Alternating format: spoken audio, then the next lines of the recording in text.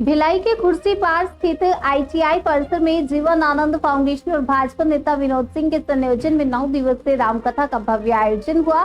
कथावाचक राजन जी महाराज ने रामायण की अमृतमयी कथा का रसपान कराया। प्रतिदिन हजारों श्रद्धालु कथा सुनने पहुंचे और अंतिम दिन छत्तीसगढ़ के गृह मंत्री विजय शर्मा विशेष अतिथि के रूप में उपस्थित हुए। गृह मंत्री ने कहा कि राजन जी महाराज की वाणी मन को शांति और ऊर्जा देती है। साथ ही उन्होंने नक्सलवाद पर भी अपनी बात रखते हुए कहा कि हिंसा का रास्ता छोड़कर पुनर्वास नीति अपनाई जाए। भाजपा नेता विनोद सिंह ने बताया कि आयोजन पूरे क्षेत्र के लिए यादगार रहा। 9 दिन तक भिलाई वासी कथा में डूबे रहे और लोगों ने इसे धार्मिक और सामाजिक दृष्टि से महत्वपूर्ण बताया।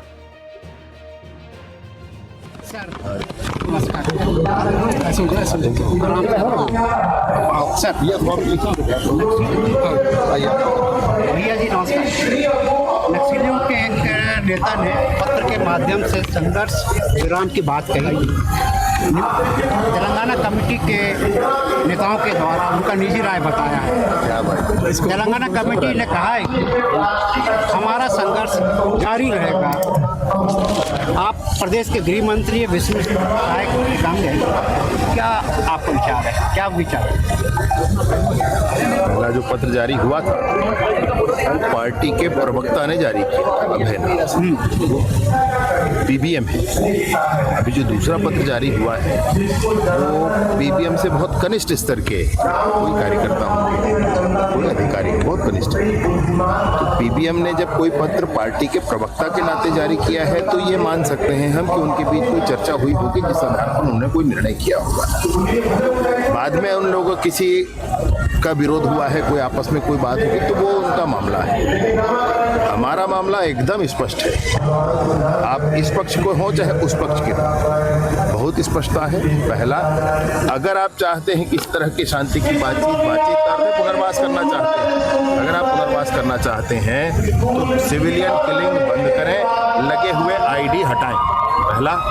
दूसरा, दृढ़ संकल्प है इस बात का कि बस्तर के कोने कोने तक भारत का संविधान लागू होगा और बस्तर के गांव के विकास के मार्ग पर बिछे हुए आईडी को हटाया जाए। ये भी दृढ़ संकल्प है। मेरा बहुत स्पष्टता से है, चाहे जो भी हो, 2 दिन से कह रहे हैं, चाहे 1 हो, चाहे 2 हो, चाहे छोटा समूह या बड़ा, जो भी चाहे आप आ सकते हैं। पुनर्वास की बहुत अच्छी सुविधा है, बहुत अच्छी पॉलिसी है, कर सकते हैं।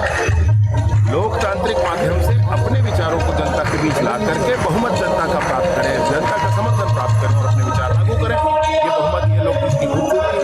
सर, कार्यक्रम के बारे में भव्य कार्यक्रम का आवेदन दिया कि दुर्ग जिले के अंदर भैया मुझे कैसे इस बात का पता चलेगा? सर, भव्य कार्यक्रम के बारे में थोड़ा समझ रहे हो? नहीं समझ रहा, मैं क्या कह रहा हूँ। किसी ने दुर्ग जिले का कोई एक विषय कुछ किया है, कोई कैसे? सर, कार्यक्रम के बारे में कुछ जानकारी, कार्यक्रम के बारे में। कार्यक्रम महाराज राजन जी का बहुत अच्छा प्रवचन होता है। मैं तो सुन रहा था, मतलब सब छोड़ के हाथ दिन भर सुना जाए यही सोचा, लेकिन थोड़ा काम है तो जाना पड़ रहा है। बहुत ही अच्छा। क्या कहना चाहेंगे? देखिए, राम कथा का भव्य आयोजन राजन जी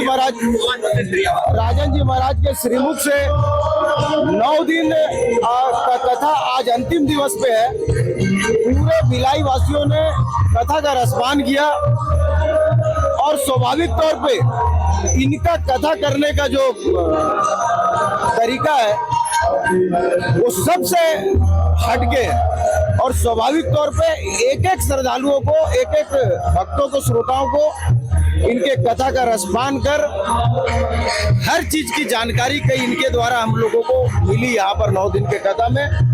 और स्वाभाविक तौर पे आज अंतिम दिवस है कथा का। हम लोग का मन बहुत दुखी है क्योंकि 9 दिन तक 10 दिन में हम लोगों ने तैयारी की, उसके बाद 9 दिन की कथा, और ऐसी अद्भुत कथा मैंने अभी तक नहीं सुनी।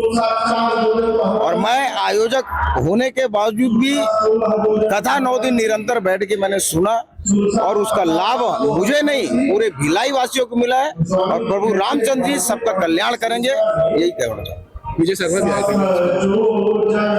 प्रतिदिन कोई ना कोई गेस्ट आया, मंत्री आए, नेता आए, सब कोई आए। अतिथि देव भव, कि कड़ी में विजय शर्मा जी भी आए, गृह मंत्री, छत्तीसगढ़ शासन के उप मुख्यमंत्री और हमारे जिले के प्रभारी मंत्री, उन्होंने भी गुरुजी का आशीर्वाद लिया।